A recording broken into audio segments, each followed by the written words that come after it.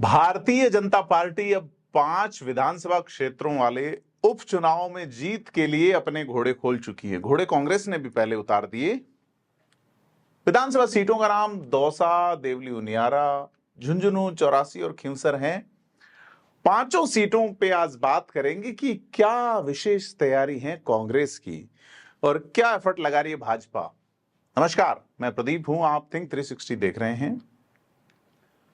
भाजपा ने उपचुनाव में जीत के लिए राजेंद्र राठौड़ और किरोड़ीलाल मीणा को भी उतार दिया है। कांग्रेस ने भी अपने 3 जो लोकसभा सांसद हाल ही में जीते हैं उनको उन्हीं की विधानसभा सीटों पर प्रभारी बनाया है। भाजपा ने जिस तरीके से कुछ प्रयोग किए हैं उन पे बात बनती है कि भाजपा कितनी सीरियस है और जमीनी हकीकत क्या है इन विधानसभा क्षेत्रों की। सवाल यह है कि राजेंद्र राठौड़ जो कि कद्दावर नेता हैं, शेखावाटी इलाके में खासे सक्रिय हैं और उनके लिए कहा जा रहा है देवी सिंह भाटी की ओर से कहा जा रहा है, उनके अलावा भी जिनमें सुमेधानंद सरस्वती भी रहे, कि राठौड़ के कारण कुछ सीटें हार गए। तो राजेंद्र राठौड़ को शेखावाटी से इतर सीट पे प्रभारी बना के भेजा गया है, जबकि शेखावाटी खुद में चुनाव है, यानी कि झुंझुनू जहां के राजपूत वोट बैंक निर्णायक भी हैं और वो लोकसभा चुनाव में कांग्रेस की ओर मुड़ गए थे। भाजपा के ही पूर्व विधायक मूल सिंह शेखावत के बेटे, कांग्रेस के प्रदेश सचिव, कांग्रेस के प्रवक्ता यशवर्धन सिंह शेखावत के नेतृत्व में राजेंद्र राठौड़ ने वहां भी प्रचार किया था, लेकिन राजपूत माने नहीं। अब भाजपा ने वहां की जिम्मेदारी प्रदेश के महामंत्री श्रवण सिंह बगड़ी को दी है। बगड़ी मूलतः सीकर के रहने वाले हैं, गोविंद सिंह डोटासरा के विधानसभा क्षेत्र के। तो बात करेंगे कि क्या ऐसा हुआ कि राजेंद्र राठौड़ को शेखावाटी से इतर भेजा गया। कांग्रेस ने भी इधर अपने वरिष्ठ और अनुभवी नेताओं को उतारा है। कांग्रेस ने कास्ट इक्वेशन का थोड़ा ध्यान रखा है। कांग्रेस ने कमेटी बना के नेताओं को फील्ड में भेजा है। वहीं बीजेपी ने प्रभारी के तौर पे जो है वो लगाया है, यानी कि कांग्रेस ने कमेटी को संयुक्त जिम्मेदारी दी है और उसमें बीजेपी ने प्रभार सौंपे हैं। ठीक है, तो दोनों ही पार्टियों के नेताओं के लिए कहा जा रहा है कि फील्ड में आम कार्यकर्ताओं से संवाद करके जीतने वाले प्रत्याशी का नाम तय किया जाएगा। इससे पहले तक हम ये सुन रहे थे कि सर्वे के आधार पर टिकट मिलेंगे। अब सर्वे कंपनियां, एजेंसियां कौन हैं? गोपनीय सर्वे हैं, खुला सर्वे हैं, बातें होंगी, नीचे वालों से पूछा जाएगा? नहीं पूछा जाएगा। लेकिन अब ये लाइन आई है कि भाजपा निचले स्तर पर पदाधिकारी और कार्यकर्ताओं से भी बात करेगी, तो उनकी सुनवाई होगी 5 विधानसभा क्षेत्रों में।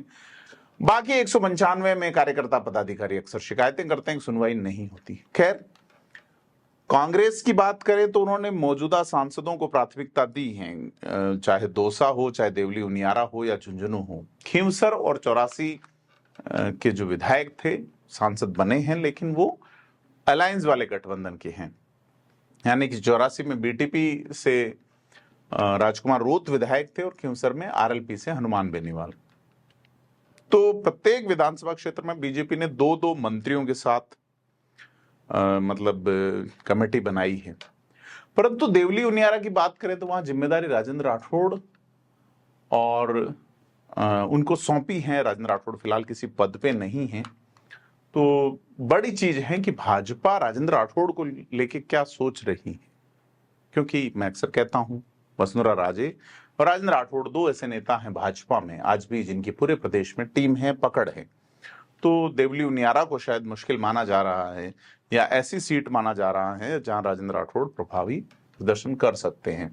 तो सबसे पहले अगर बात करें अपन झुंझुनू विधानसभा सीट की, तो कांग्रेस ने जो कमेटी बनाई है उसमें जो कांग्रेस के सांसद हैं, झुंझुनू से निवर्तमान विधायक जो हैं, फिलहाल सांसद हैं ब्रजेंद्र सिंह ओला, राम सिंह कसवा जो महासचिव हैं कांग्रेस के, और जिलाध्यक्ष दिनेश सुंडा और सुजानगढ़ के विधायक मनोज मेघवाल को कमेटी में लिया है। कांग्रेस ये कह रही है कि ब्रजेंद्र ओला, चर्चा ये चल रही है कि ब्रजेंद्र ओला जिनके लिए लिफाफे में लिख के दे देंगे कि भाई ये व्यक्ति जो है वो सांसद की ओर से हमारा विधायक का उम्मीदवार है, ब्रजेंद्र ओला की चलेगी, ऐसा कहा जा रहा है। तो कांग्रेस में कमेटी वाली बात पे भी, लेकिन अगर बीजेपी की ओर आए तो बीजेपी ने 2 मंत्रियों को लगाया है, जिसमें कैबिनेट मंत्री अविनाश गहलोत हैं। यहाँ बड़े पैमाने पे माली समाज के वोट हैं।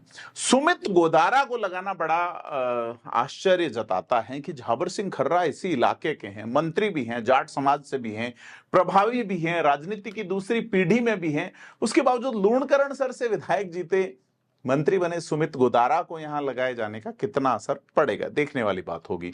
श्रवण सिंह बगड़ी का मैं जिक्र कर चुका कि भाजपा के महामंत्री हैं, फिलहाल सक्रिय हैं और काफी संगठन में ऊपर तक इनकी पकड़ है, उनको लगाया गया है। चूंकि श्रवण सिंह बगड़ी राजपूतों में अब उभरता हुआ चेहरा है, ऐसे में सवाल यह है कि श्रवण सिंह बगड़ी यहां किस तरह से प्रभावी हो पाते हैं, क्योंकि इस इलाके में केवल एक नवलगढ़ ऐसी सीट है जहां राजपूत विधायक हैं,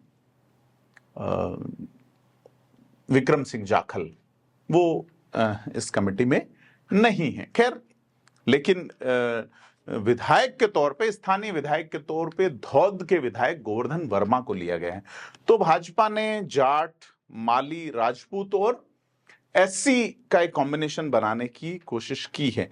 निश्चित तौर पे भाजपा यहां जो है वो अपने मूल ओबीसी वोट बैंक के साथ साथ राजपूत वोट बैंक, जो कि डिक्लाइन हुआ लोकसभा चुनाव में, उसको वापस लाने की कोशिश करेगी। ब्रजेंद्र ओला अब अपने आप में एक बड़े नेतृत्व की ओर या बड़े नेता के तौर पे स्थापित होने की दिशा में हैं। उनके पिता की ये सीट रही थी और उनके बाद स्वर्गीय शीशराम ओला की, उनके बाद अब ब्रजेंद्र ओला अपनी अगली पीढ़ी के लिए सोच रहे हैं। देखते हैं क्या रहता है झुंझुनू में, क्योंकि ब्रजेंद्र ओला यह चुनाव जो है वो विधानसभा वाले चुनाव में 84,585 वोट लाए थे और भाजपा के प्रत्याशी को 57,000 वोट मिले थे। निर्दलीय जो प्रत्याशी हैं वो 41,855 वोट ले गए। राजेंद्र सिंह भांबू 27,572 का अंतर रहा था। तो भाजपा क्या करेगी? ओला परिवार से किसी को मौका मिलने पर क्या भांबू को मौका दे देगी, या किसी महिला प्रत्याशी का नाम चल रहा है? तमाम चीजें हैं कि यहाँ पे किसको मौका दिया जाता है। भाजपा ने बिल्कुल नया चेहरा उतारा था, मुंह की खानी पड़ी। दूसरी सीट पे अगर बात करें दौसा की, दौसा में कांग्रेस ने वही सांसद मुरारीलाल मीणा को नेतृत्व दिया है जो कि दौसा के विधायक थे। सांगानेर से चुनाव लड़ चुके कांग्रेस के नेता महासचिव पुष्पेंद्र भारद्वाज भी इस कमेटी में हैं। कांग्रेस के जिलाध्यक्ष रामजीलाल ओड इस कमेटी में हैं और विधायक रफीक खान जो आदर्श नगर से विधायक हैं। एसटी जो सीट हैं, यहां पे एक चीज है कि यह सीट तो वैसे अनरिजर्व्ड है, लेकिन सांसद यहां चूंकि आप देखें दौसा जो विधानसभा सीट है वो अनरिजर्व्ड है और भाजपा ने इस चुनाव में यानी कि विधानसभा वाले चुनाव में ब्राह्मण समाज से प्रत्याशी उतारा था, लेकिन एसटी वोट बैंक जैसे कि एक बड़ा वोट बैंक है यहाँ पे, ऐसे में कांग्रेस ने एससी एसटी अपना मूल वोट बैंक को आगे बढ़ाते हुए इस अनरिजर्व्ड सीट पे मुरारीलाल मीणा को टिकट दिया, वो जीत भी गए। अब भाजपा ने जो यहाँ प्रत्याशी उतारे हैं उनमें उप मुख्यमंत्री प्रेमचंद बैरवा के जिम्मे ये कमान है। किरोड़ीलाल मीणा मंत्री, कद्दावर मंत्री, तो भजनलाल कैबिनेट के 2 बड़े सितारे यहां डाले गए हैं, किरोड़ीलाल मीणा और प्रेमचंद बैरवा। बैरवा चूंकि इधर जयपुर के आसपास से हैं और दौसा वाले क्षेत्र को प्रभावी तरीके से समझते। किरोड़ीलाल मीणा का ये इलाका है, मीणा वोट बैंक है बड़ा। तो कांग्रेस टिकट किसे देगी? मुरारीलाल मीणा की पत्नी पहले सांसद का चुनाव लड़ चुकी हैं, उनके परिवार से कोई होगा, किसी इतर को दिया जाएगा, तमाम सवाल हैं। फिलहाल कई सारे नाम होंगे, लेकिन भाजपा ने अपना जो एक वही कास्ट इक्वेशन वाली अगर बात करूं तो प्रेमचंद बैरवा एससी समाज के उभरते हुए बड़े नेता के तौर पे स्थापित करने की कोशिश है भाजपा की ओर से।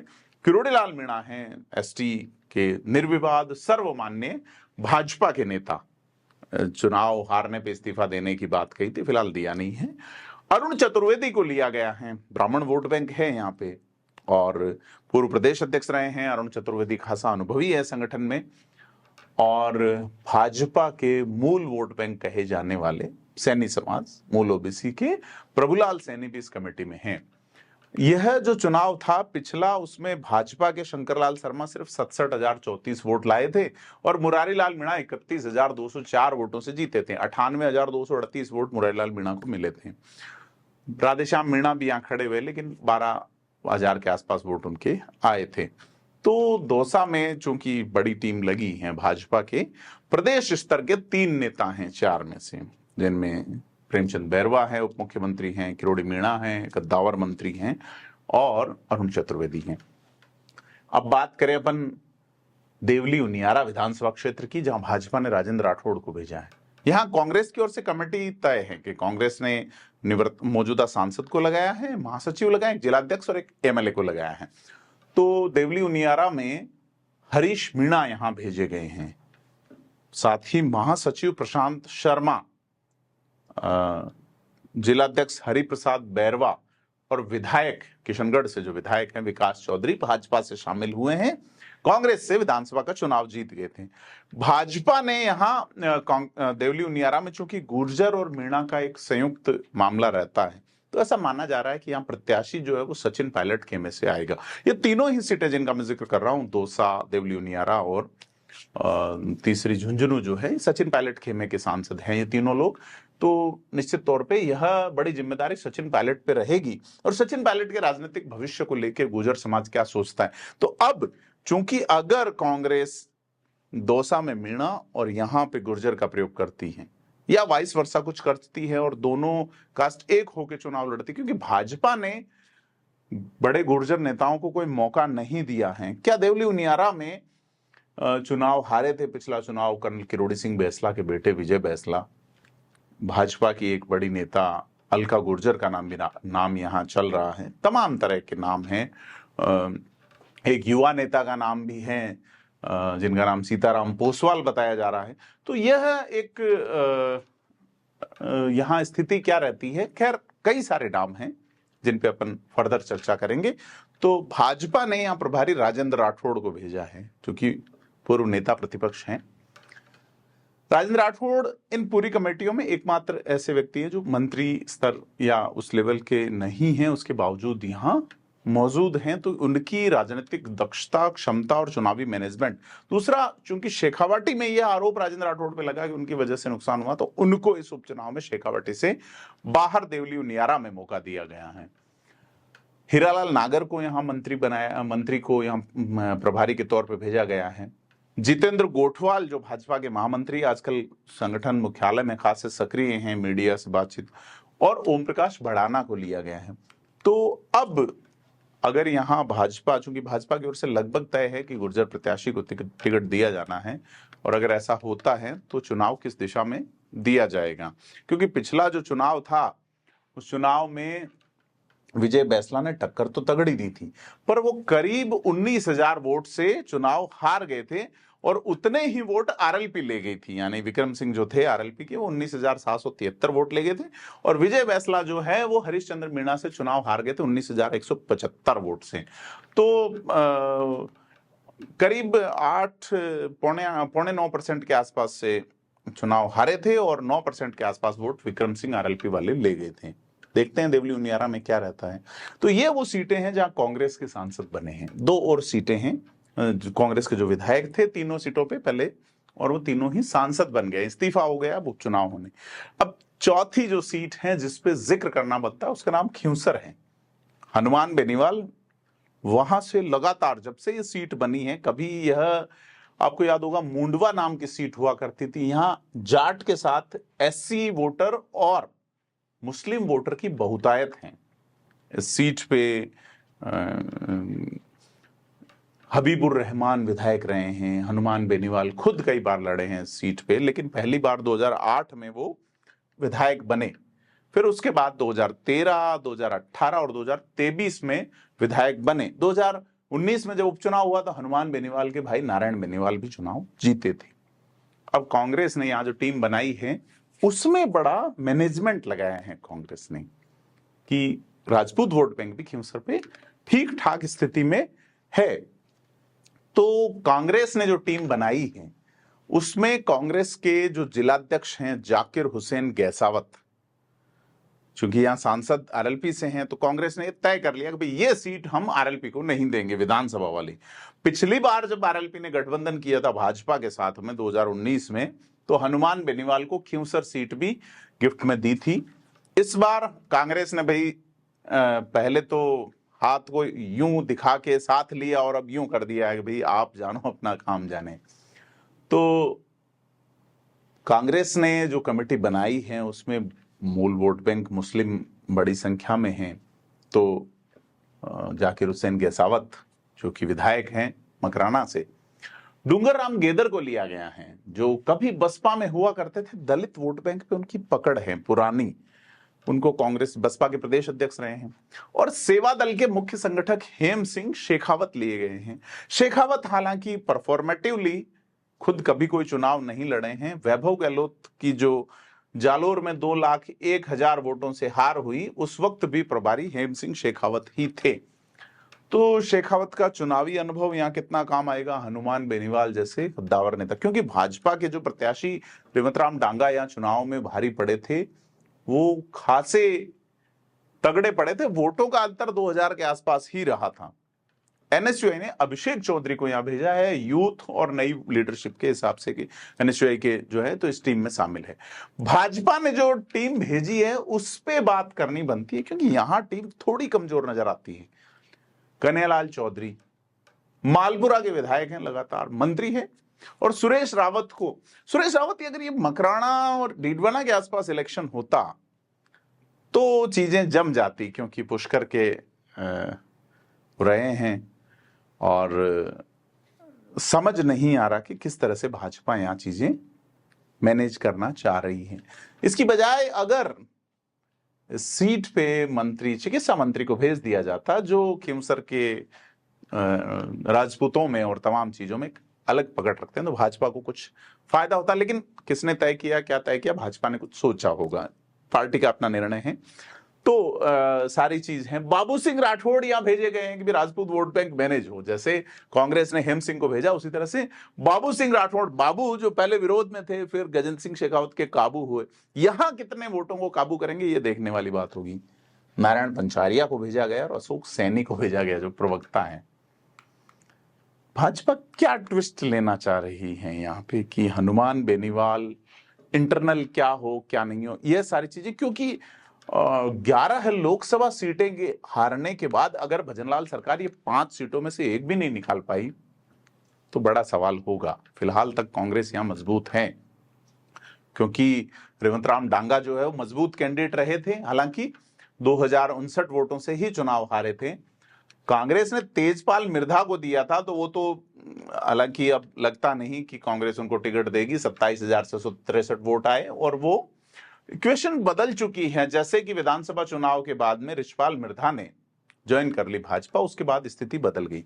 अब सवाल यह है कि दुर्ग सिंह यहां क्या करेंगे, जो कि निर्दलीय चुनाव लड़े थे, 15,872 वोट लाए थे। इस पे कभी बसपा से लड़ते रहे हैं, उनको लोग हनुमान बेनीवाल की बी टीम कहते हैं, तमाम तरह के आरोप हैं। लेकिन यहाँ जो वोट शेयर है उस पे बात है कि 15,872 वोट दुर्ग सिंह ले गए। डॉक्टर अशोक चौधरी, अभिनव राजस्थान पार्टी वाले करीब 4,500-4,500 वोट ले गए थे, और वो मार्जिनल वोट बैंक से ज्यादा लगे। यहां तक कि नोटा को 2130 यानी कि मार्जिनल वोट बैंक से ज्यादा वोट बैंक हासिल हुआ था। अब सवाल यह है कि खींवसर जो है उसमें हनुमान बेनीवाल टिकट किसको देंगे? क्या अपनी पत्नी को देंगे या भाई नारायण बेनीवाल को देंगे? लगता है कि नारायण बेनीवाल से इतर टिकट गया तो फिर आरएलपी में कुछ चीजें बदल सकती हैं। खैर देखते हैं क्या रहता है। हनुमान बेनीवाल चूंकि अलग तरह के पॉलिटिशियन हैं, खासे सक्रिय हैं, ऊर्जावान हैं और पब्लिक में उनका एक अलग तरह का माहौल है। तो जाट, मुस्लिम, एससी और राजपूत वोट बैंक वाली ये विधानसभा किस तरीके से मैनेज होगी, देखने वाली बात है। एक और विधानसभा सीट है जहां भाजपा कांग्रेस दोनों कमजोर है, उसका नाम 84 है।